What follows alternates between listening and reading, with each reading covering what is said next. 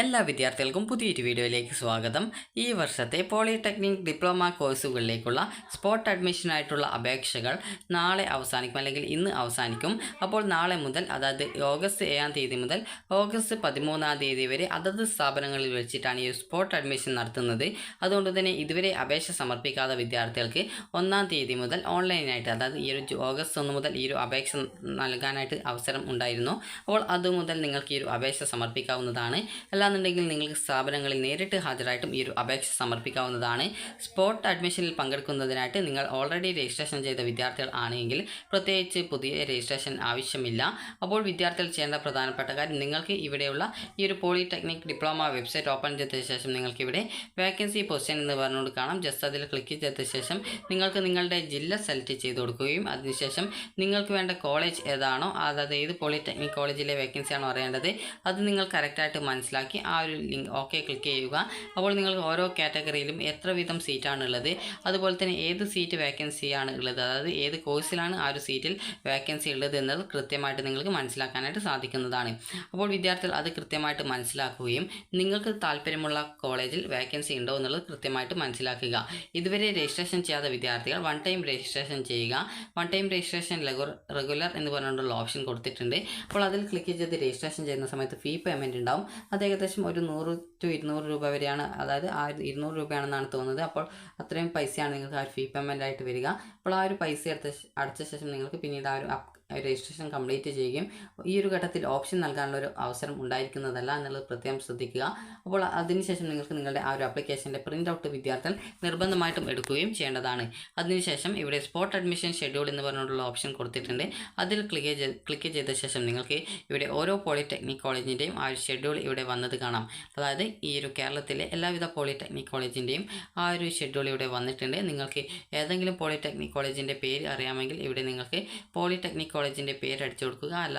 അടിച്ചു കൊടുത്ത ശേഷം നിങ്ങൾക്ക് കൃത്യമായിട്ട് ഏത് പോളിടെക്നിക് കോളേജിൻ്റേതാണ് അറിയേണ്ടത്, അതിൻ്റെ ഷെഡ്യൂൾ കൃത്യമായിട്ട് വന്നിട്ടുണ്ടോ എന്നുള്ളത് അറിയാവുന്നതാണ്.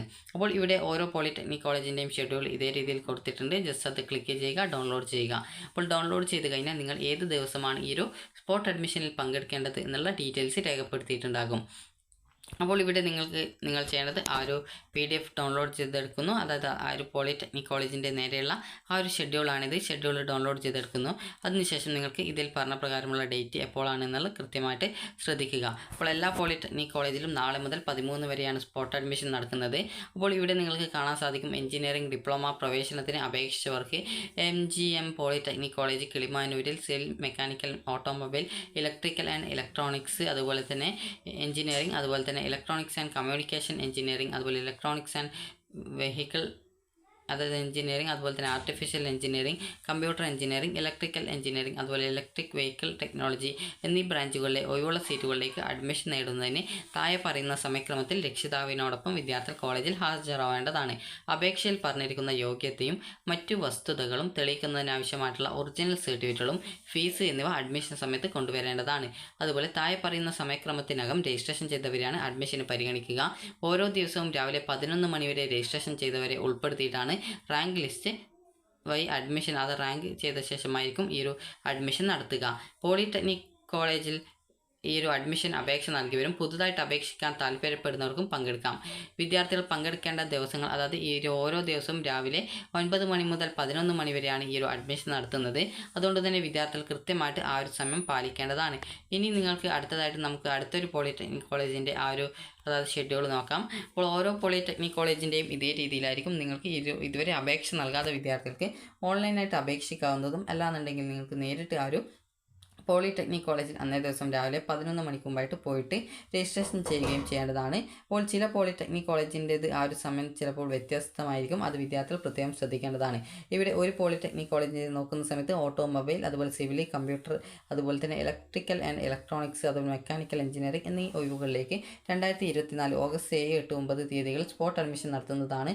SSLC, CBSE, ICSE, THS THSLC, NIOS തത്തുല്യ യോഗ്യതയുള്ള വിദ്യാർത്ഥികൾക്ക് അഡ്മിഷന് പങ്കെടുക്കാം. പ്രവേശനം ആഗ്രഹിക്കുന്നവർ പങ്കെടുക്കുന്ന ദിവസം രാവിലെ 10:30 മുമ്പായിട്ട് ഈ ഒരു അതായത് SLC, CBSE അല്ലെങ്കിൽ ICSE അല്ലെങ്കിൽ THSLC അല്ലെങ്കിൽ NIOS എന്നിവയുടെ മാർക്ക് ലിസ്റ്റും ട്രാൻസ്ഫർ സർട്ടിഫിക്കറ്റ് അതായത് TC, സ്വഭാവ സർട്ടിഫിക്കറ്റ്, ആധാർ കോപ്പി, ഫീസ് അടക്കമുള്ള എല്ലാ ഒറിജിനൽ രേഖകളുമായിട്ട് കോളേജിൽ പേര് രജിസ്ട്രേഷൻ ചെയ്യേണ്ടതാണ്. നിലവിലെ റാങ്ക് ലിസ്റ്റിൽ ഉള്ളവർക്കും ഇതുവരെ അപേക്ഷ സമർപ്പിക്കാത്തവർക്കും നേരിട്ടെത്തി സ്പോട്ട് അഡ്മിഷനിൽ പങ്കെടുക്കാവുന്നതാണ്. SC, ST, OEC വിഭാഗക്കാർക്ക് അർഹമായിട്ടുള്ള ഫീസ് ഇളവ് ലഭിക്കുന്നതാണ് എന്നുള്ളത് പ്രത്യേകം സൂചിപ്പിച്ചിട്ടുണ്ട്. അപ്പോൾ നിങ്ങൾക്ക് ഈ രീതിയിൽ ഓരോ പോളിടെക്നിക് കോളേജിൻ്റെയും ഷെഡ്യൂൾ ഡൗൺലോഡ് ചെയ്തെടുക്കുകയും ആ ഒരു ഷെഡ്യൂൾ പ്രകാരം നിങ്ങൾ പോവുകയും ചെയ്യുക.